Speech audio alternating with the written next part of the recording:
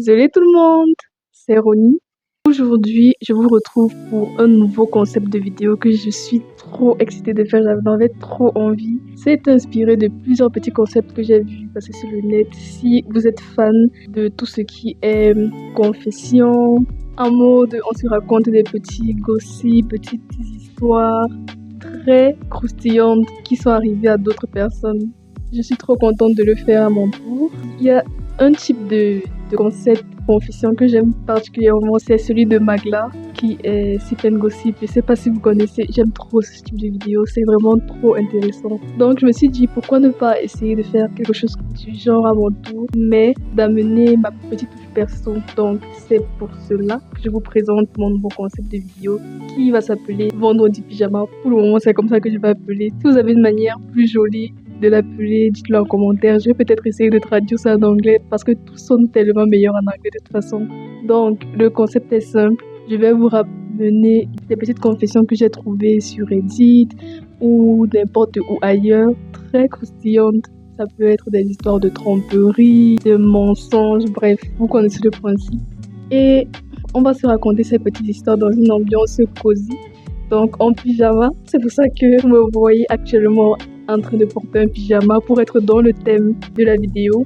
Donc c'est un petit peu en mode une soirée pyjama entre potes. Je sais pas, j'ai jamais fait ça, mais bon, comme on voit dans les films américains, en mode vous vous retrouvez chez un de vos potes et vous êtes en pyjama, couchez sur votre sac de couchage, vous vous préparez à aller dormir, mais avant ça, vous commencez à vous raconter des petits potins qui sont arrivés à d'autres personnes. En fait, en mode, je t'ai pas dit, tel a fait ça, vous voyez. C'est exactement ce type de concept que j'avais envie d'amener. Donc, je suis en pyjama. Je vais vous faire un petit thé. Oui, je sais, les thés de Magla, bref, je vais vous faire un petit thé que vous allez essayer de siroter en écoutant les histoires que je vous raconterai. Ne vous inquiétez pas, je vais vous accompagner dans la dégustation. Et c'est tout. On va juste essayer de se détendre, de passer une bonne soirée et d'écouter les histoires qui sont là aujourd'hui.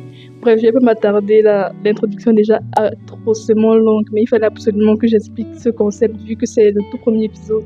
Donc, tout de suite, je vais vous présenter les différents thés que j'ai amenés pour vous. On a un thé vert, je sais vraiment pas ce que c'est pour ma mère, je ne le bois pas donc. Un autre thé vert, ceci c'est à la limonade.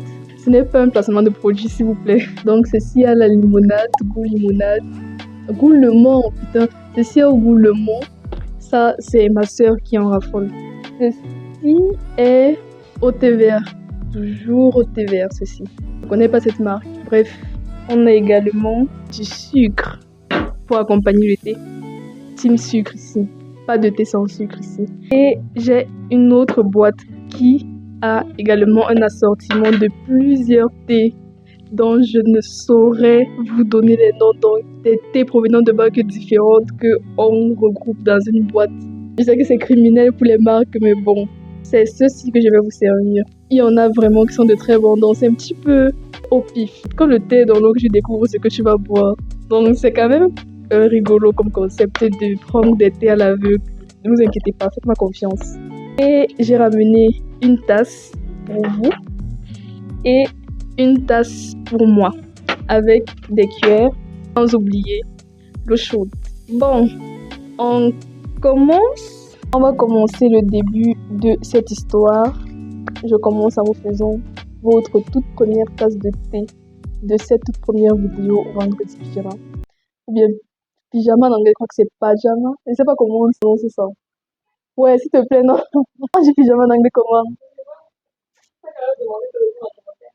Je sais que c'est pajama, mais je sais pas comment on prononce, j'ai pas l'accent. Je vais traduire ça en anglais pour la prochaine vidéo. Pour le moment, on va appeler ça Vendredi Pyjama, ok? On va développer le concept au fur et à mesure des vidéos. La première histoire que je vais vous raconter, les gars, elle est incroyable. C'est une histoire en mode genre, what the fuck. C'est tellement rocambolesque, on se demande comment ce type a pu avoir cette idée. Donc, les gars, cette histoire, c'est l'histoire d'un gars qui a organisé un faux mariage parce qu'il était en manque d'attention. Globalement, c'est ça. Donc, je vous ai résumé l'histoire que nous allons décortiquer aujourd'hui. Bon, ce gars, vu que c'est anonyme, nous allons l'appeler Max. Donc, au tout début de sa confession, Max nous dit il a une raison du pourquoi il a fait ça. Donc, ce n'est pas pour justifier, vraiment, on n'est pas là pour justifier les comportements problématiques, mais c'est pas pour justifier ce qu'il a fait, mais c'est un petit peu pour expliquer pourquoi il l'a fait. Donc, Max souffre de mal-être. Il se sent abandonné par sa famille, par ses amis, ils se sont délaissés, ils se sont en manque d'attention tout simplement. Donc, il essaie de réfléchir à comment faire pour essayer de se rapprocher ou de regagner l'attention de ses proches comme avant. Et donc, pour se faire remarquer, il prend une grande décision. Notre ami Max décide d'organiser un faux mariage. Donc, maintenant que Max a l'idée, il commence par la base, prévenir ses proches qu'il va se marier. Pour ce faire, il décide d'imprimer des invitations. Donc, il fait le maximum pour que les invitations soient le plus crédibles possible. Donc, il ajoute plusieurs détails sur le lieu du mariage, sur l'endroit, sur l'heure à laquelle le mariage va se dérouler. C'est du sucre brun pour ceux qui n'aiment pas. De toute façon, c'est pas comme si vous allez boire réellement. C'est pour la vidéo. Et Max se fout, trouve également l'endroit où va se dérouler le faux mariage. Donc, il trouve un lieu magnifique qu'il prend soin de décorer avec des fleurs, avec des ballons, bref, toute la décoration que l'on retrouve dans un mariage traditionnel.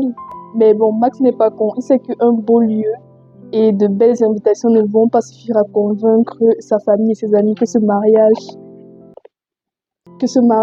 est vrai. Donc, il décide de pousser le vice encore plus loin. Max décide d'engager des faux membres de sa belle famille. Donc, il décide d'engager des membres de sa belle famille et également les amis proches de sa compagne ou de son compagnon. Je sais pas, je suppose qu'il a également engagé quelqu'un pour jouer le rôle du compagnon ou de la compagne. C'est pas précisé dans l'histoire.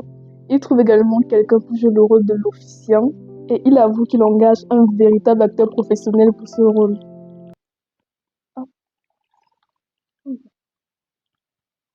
Max planifie absolument tout pour rendre le mariage aussi crédible que possible. On arrive donc au jour J.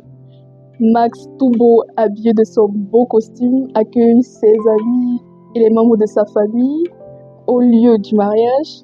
Il récupère les cadeaux et il accepte les félicitations avec joie. Bon, ça, je l'invente, c'est pas précisé dans le témoignage. Mais bon, vu que c'est un mariage, je suppose que les invités ne sont pas venus les mains vides. Bref, tout se déroule très bien pendant un moment. Votre thé, très cher? Oh gosh.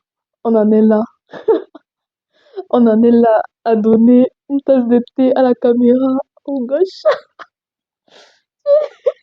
Bref, je disais, tout se déroule très bien pendant un moment. Les invités s'amusent et je suppose que Max a enfin l'attention qu'il recherchait tant, jusqu'à ce que commence la cérémonie de mariage.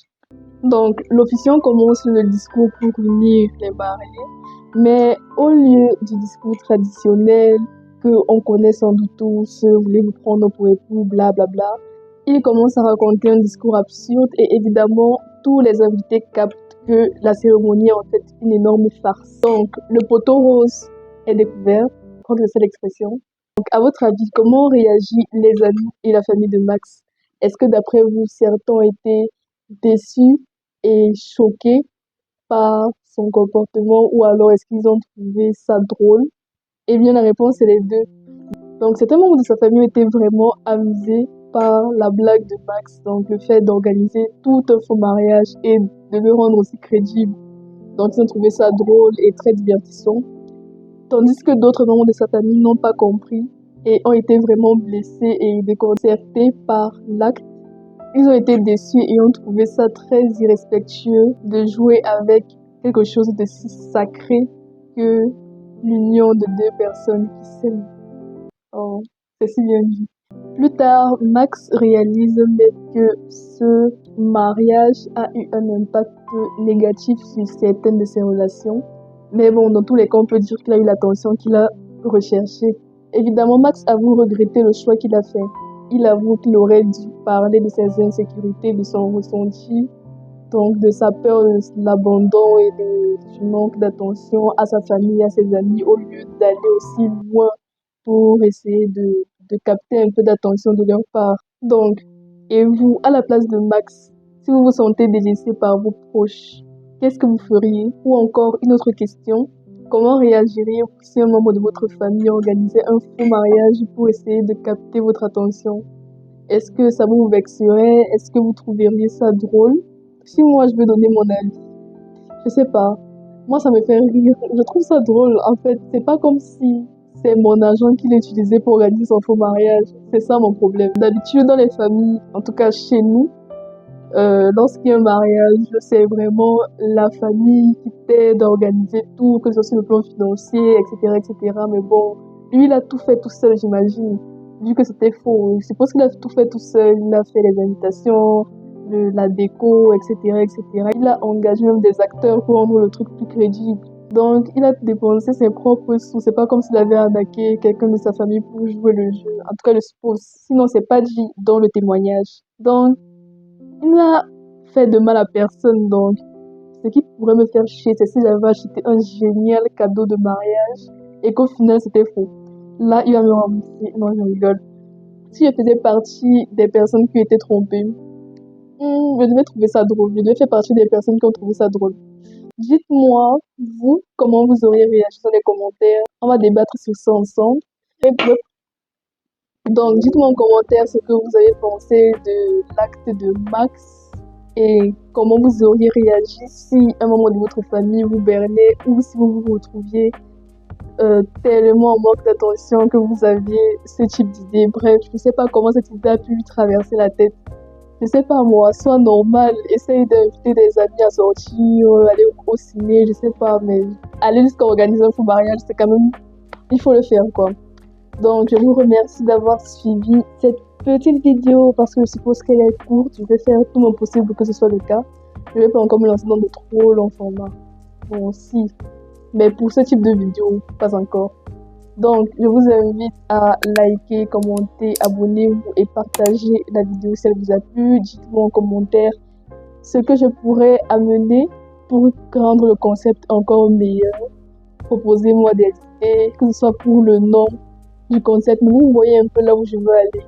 Un peu garder ce principe de pyjama party, de soirée pyjama entre amis, etc., etc. Donc, dites-moi en commentaire comment rendre ce concept encore meilleur. N'oubliez pas de prendre soin de vous, prendre soin de vos proches et on se retrouve très bientôt pour une nouvelle vidéo, que ce soit pour les incroyables histoires ou bien pour le vendredi pyjama. Bref, on se retrouve très bientôt pour une nouvelle vidéo. Bisous. Oh, vous êtes trop loin.